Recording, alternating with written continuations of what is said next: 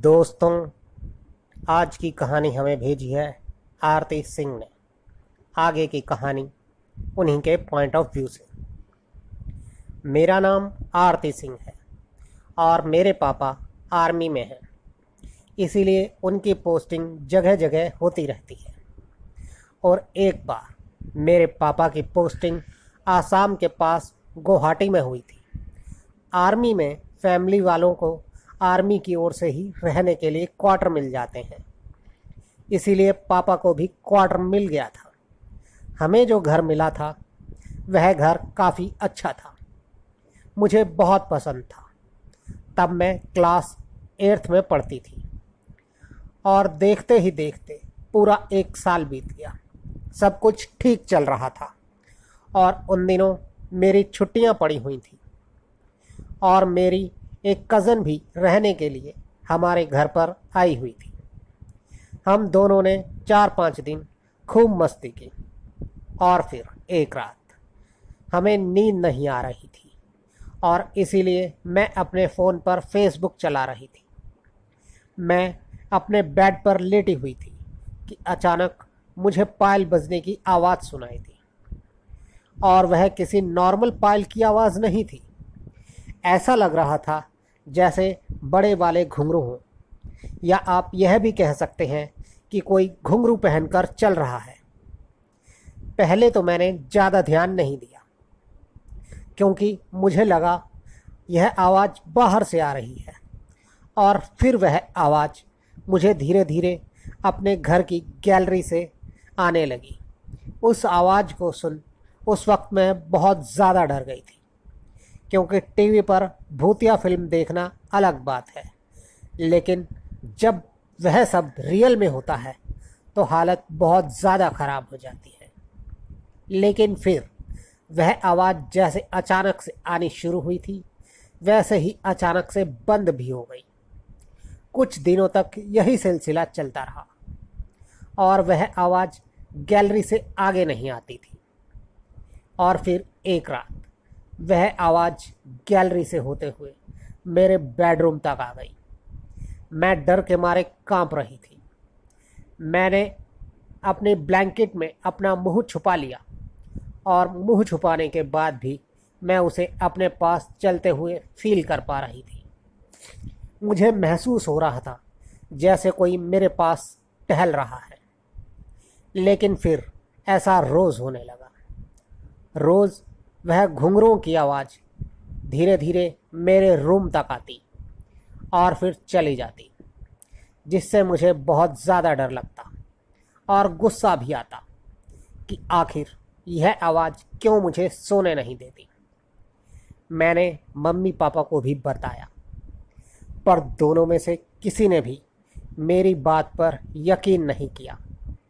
और फिर एक रात मैंने फैसला किया कि आज रात जैसे ही वह आवाज़ आएगी मैं अपने मम्मी पापा को उसी वक्त अपने रूम में बुला लूँगी। और फिर रात में जैसे ही घुंघरूओं की आवाज़ आनी शुरू हुई मैंने बेड से उठकर मम्मी को ज़ोर से आवाज़ दी, लेकिन वह आवाज़ शायद उन तक पहुंची नहीं, या मम्मी उस वक्त गहरी नींद में थी, इसलिए उन्होंने मेरी आवाज़ नहीं सुनी। मैं गुस्से में उठी और मैंने लाइट ऑन की। लाइट ऑन करने के बाद मैं मम्मी के रूम की ओर जा ही रही थी कि किसी ने मुझको इतनी ज़ोर से धक्का दिया कि मैं सीधा दीवार से जाकर टकराई और मेरी नाक से खून निकलने लगा। पर फिर भी मैं किसी तरह मम्मी के रूम में आ गई और मम्मी को उठाकर उन्हें सारी बात बताई। लेकिन उन्होंने फिर भी मेरी बात पर यकीन नहीं किया। वह बोली कि तुमने ज़रूर किसी कीड़े की आवाज़ सुनी होगी, पर मुझे पता था कि मैंने किसी कीड़े की आवाज़ नहीं सुनी। वह आवाज़ घुंघरूओं की ही थी। अब शाम होते ही मेरे दिल में डर घर करने लगता, पर मैं कुछ कर भी नहीं सकती थी। और फिर मैंने गौर किया कि घर में तुलसी का पौधा भी सूख गया है, जबकि हम लोग हर रोज़ उसे पानी देते थे। ऐसा लग रहा था जैसे घर में कोई बहुत बड़ी मुसीबत आ गई है। और फिर धीरे धीरे मुझे भी उस आवाज़ की आदत पड़ गई। फिर एक रात हर रोज़ की तरह फिर से वह आवाज़ आने लगी, लेकिन आज मुझे डर नहीं लग रहा था। मैं अपने पर लेटी हुई सोने की कोशिश कर रही थी कि तभी मुझे महसूस हुआ कि कोई मेरा ब्लैंकेट खींच रहा है। मैंने अपने ब्लैंकेट को ज़ोर से पकड़ लिया। वह जो भी था वह मेरा ब्लैंकेट हटाने की कोशिश कर रहा था, लेकिन मैंने उसे ऐसा नहीं करने दिया। और थोड़ी देर बाद ब्लैंकेट खींचना बंद हो गया, तो मैंने अपना मुंह फिर से बाहर निकाला और थोड़ी देर बाद ब्लैंकेट फिर से खींचने लगा। पर इस बार मैंने ब्लैंकेट को नहीं पकड़ा और उसे नीचे जाने दिया।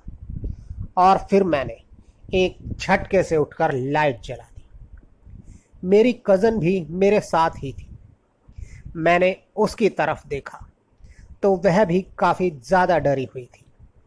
हमने मम्मी पापा को भी वह बात बताई, तो मम्मी ने उल्टा मुझे ही डांटा कि मेरी वजह से अब मेरी कज़न भी डर रही है।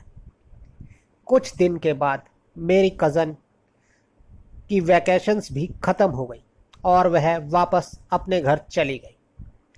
और उसके जाते ही वह आवाज़ भी आना बंद हो गई। सब कुछ पहले जैसा नॉर्मल हो गया। मैं तो अब छोटी थी, इसीलिए ज़्यादा कुछ समझ नहीं आता था। फिर कुछ दिन बाद पापा की पोस्टिंग नागपुर महाराष्ट्र में हो गई। वहाँ भी सब नॉर्मल रहा। वहाँ से मेरे पापा की पोस्टिंग वेस्ट बंगाल सिलीगुड़ी में हुई। वहाँ जाकर मैं बहुत ज़्यादा खुश थी, क्योंकि वहाँ घूमने की बहुत अच्छी अच्छी जगह थी। और वहाँ आने के एक साल बाद दिवाली के टाइम पर मेरी वह कज़न फिर से हमारे पास रहने आई। तब तक मैं भी वह सब भूल चुकी थी, लेकिन उसके घर में आने के कुछ दिन बाद मैंने नोट किया कि हमारे घर में लगा तुलसी और मनी प्लांट सूख चुके हैं, जबकि मेरे मम्मी पापा सुबह पूजा करते हैं और रोज़ उन पौधों में पानी डालते हैं, और ऐसा पहले कभी नहीं हुआ था। फिर मैंने और मेरी बहन ने तुलसी के पौधे की मिट्टी चेंज कर दी, लेकिन अगले दिन तो हद ही हो गई। वह तुलसी वाला गमला ही टूट गया। यह किसी अनहोनी का इशारा था। और फिर किसी काम से मम्मी पापा को 10 दिन के लिए पटना जाना पड़ा। अब घर में हम 4 लोग ही थे। मैं, मेरी छोटी बहन, मेरा भाई और मेरी कज़न। हम चारों ही थे। हम लोग बहुत खुश थे कि हम अब रात भर टीवी देख सकेंगे। सर्दियों के दिन थे और इसीलिए अंधेरा भी जल्दी ही हो गया था। हम भी 10 बजे तक फ्री होकर लेट गए थे। मेरी बहन और कज़न दोनों एक रूम में सो रहे थे और मेरा भाई अलग रूम में था। और मेरा गेस्ट रूम जो किचन के सामने था वह खाली पड़ा था। फिर रात के करीब 1 बजे जब मेरा भाई वॉशरूम से आ रहा था तो उसकी नज़र गेस्ट रूम की खिड़की पर पड़ी। खिड़की से हमेशा बाहर स्ट्रीट लाइट की रोशनी आया करती थी, लेकिन तब वह रोशनी नहीं आ रही थी। ऐसा लग रहा था जैसे लाइट के बीच में कोई खड़ा है। तभी उसकी नज़र वहाँ रखे टेबल पर पड़ी। उसने देखा टेबल पर कोई बैठा हुआ है, लेकिन उसको सिर्फ उसके पैर दिखाई दे रहे थे। वह देखते ही वह डर के मारे वहाँ से भागकर मेरी बहन के रूम में आया और बोला कि बाहर गेस्ट रूम में कोई है। वो बाहर आई देखने के लिए कि कौन है, पर वहाँ कोई भी नहीं था। तो उसने भाई को डांटा कि झूठ क्यों बोल रहा है। आज इस बात को 5 साल हो चुके हैं। मुझे नहीं पता कि वह आवाज़ मेरे पीछे आती थी या मेरी कज़न के पीछे, लेकिन अब भी बीच बीच में वह आवाज़ मेरे कमरे में आती है, लेकिन अब मुझे उससे डर नहीं लगता। दोस्तों, अब चलते हैं आज की दूसरी कहानी की ओर। मेरा नाम सुशील है और मैं मध्य प्रदेश के पन्ना जिले के देवपुर का रहने वाला हूँ। और यह जो कहानी मैं आपको बताने जा रहा हूँ, यह 2015 गर्मियों में हुआ था। मैं जिस जगह का रहने वाला हूँ, वहाँ लोग शादी ब्याह में लाग मतलब टोना टोटका किया करते हैं और साथ में उंगली भी किया करते हैं, जिसका मतलब होता है इशारा करना। अपने हाथ की उंगली से इशारा करना। हमारे ऊपर जो भी ऊपरी परेशानी होती है वह उसके ऊपर चली जाती है जिसकी तरफ उंगली की गई हो। सुनने में यह काफ़ी अजीब लगता है, पर यह सब हमारे यहाँ बहुत ही कॉमन बात है। चाहे शादी किसी की भी हो, वह किसी भी कास्ट से हो, पर उनसे जलने वाले लोग अक्सर ऐसा किया करते हैं। और ऐसा ही कुछ मेरे साथ भी हुआ था। उस वक्त मेरी मौसी की लड़की की शादी थी और हमारे यहाँ शादी से पहले लगन लेकर जाते हैं और इसीलिए हम लोग भी लगन लेकर गए थे। हम 3 लोग थे। बाइक पर मैं, मेरी बुआ का लड़का और मेरा दोस्त जितेंद्र। जाते हुए हम लोग रास्ता भी भटक गए थे, पर हम लोग जैसे तैसे जीजा जी के गांव पहुंच गए और वहां सब काम भी ठीक ठाक हो गया। और वापस आते हुए पता चला कि बाइक की किक खराब हो गई है। इसीलिए हमने आते हुए एक शॉर्टकट रास्ते से आने का फैसला किया। वह एक कच्चा रास्ता था। कच्चा रास्ता पार करने के बाद हम एक पक्की रोड पर पहुंचे, लेकिन उस रोड पर आने के कुछ ही देर बाद मेरी बाइक अपने आप बंद हो गई। और जैसे ही मेरी बाइक बंद हुई, मैंने अपने सामने से एक काली परछाई को निकलते हुए देखा, लेकिन मेरे पीछे बैठे वह दोनों अपनी ही बातों में मस्त थे। और फिर बाइक बंद होने के बाद मेरी बुआ का लड़का उसे ठीक करने की कोशिश करने लगा, पर बाइक स्टार्ट ही नहीं हो रही थी। बाइक में पेट्रोल भी काफ़ी था। हमें कुछ भी समझ नहीं आ रहा था कि बाइक अचानक से बंद कैसे हो गई। और तब मैंने उन लोगों को बताया कि मैंने एक काली परछाई को यहाँ से गुजरते देखा था। तो मेरी बात सुनकर वह दोनों काफ़ी डर गए और भगवान को याद करने लगे। और फिर कुछ देर बाद जब हमने बाइक स्टार्ट की तो वह एकदम से स्टार्ट हो गई और फिर हम लोग घर पहुंच गए।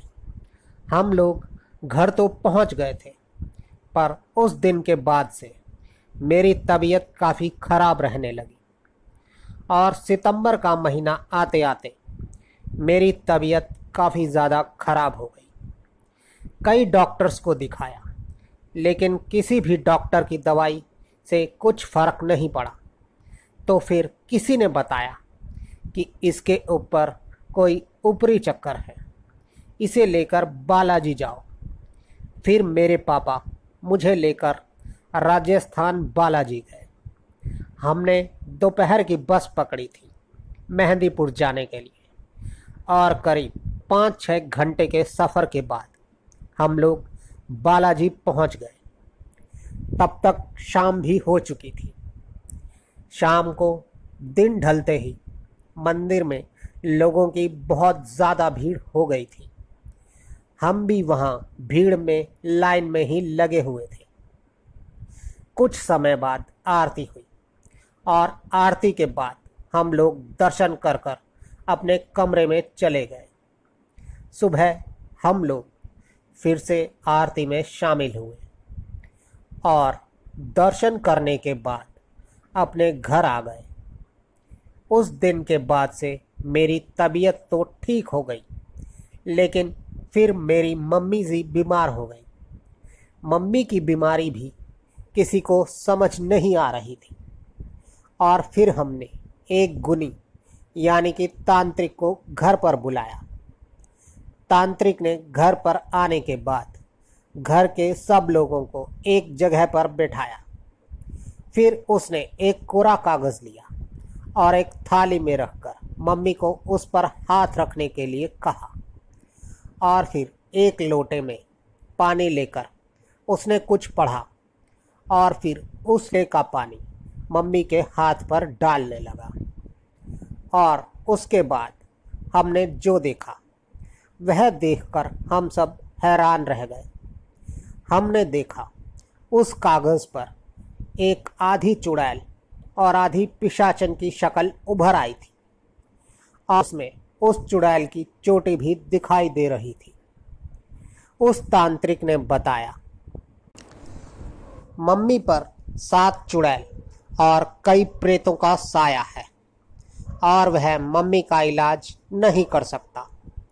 अगर 2-3 चुड़ैल होती तो वह उन्हें हटा देता, पर एक साथ वह इतनी चुड़ैलों का मुकाबला नहीं कर सकता। और फिर उसके बाद हमने मम्मी को कहीं जगह पर दिखाया, तब कहीं जाकर मम्मी को आराम मिला। दोस्तों, अब चलते हैं आज की अगली कहानी की ओर। मेरे मामा के बेस्ट फ्रेंड पुलिस इंस्पेक्टर हैं और एक बार उनकी सर्विस उड़ीसा के कटक पर चल रही थी। रात में उनको पेट्रोलिंग यानी गश्त पर जाना होता था और एक रात वह महानदी पर बने काठाजोड़ी ब्रिज के ऊपर पेट्रोलिंग कर रहे थे। उस वक्त मामा जी की गाड़ी साइड पर खड़ी थी और वह ब्रिज पर ही घूम रहे थे कि अचानक उन्हें किसी बच्चे के रोने की आवाज़ सुनाई दी। जिस तरफ से बच्चे के रोने की आवाज़ आ रही थी, मामा जी उस तरफ गए तो उन्होंने देखा वहाँ एक बच्चा अकेला रो रहा है। वह बच्चा बहुत ज़्यादा छोटा था, शायद 10-15 दिन का होगा। मामा जी उस बच्चे को उठाकर अपने साथ पुलिस स्टेशन ले आए और फिर बच्चे के माँ बाप के बारे में पता लगाने की कोशिश की गई, लेकिन उनका कुछ पता नहीं चला कि यह बच्चा किसका है। फिर मामा जी उस बच्चे को अपने साथ ले आए।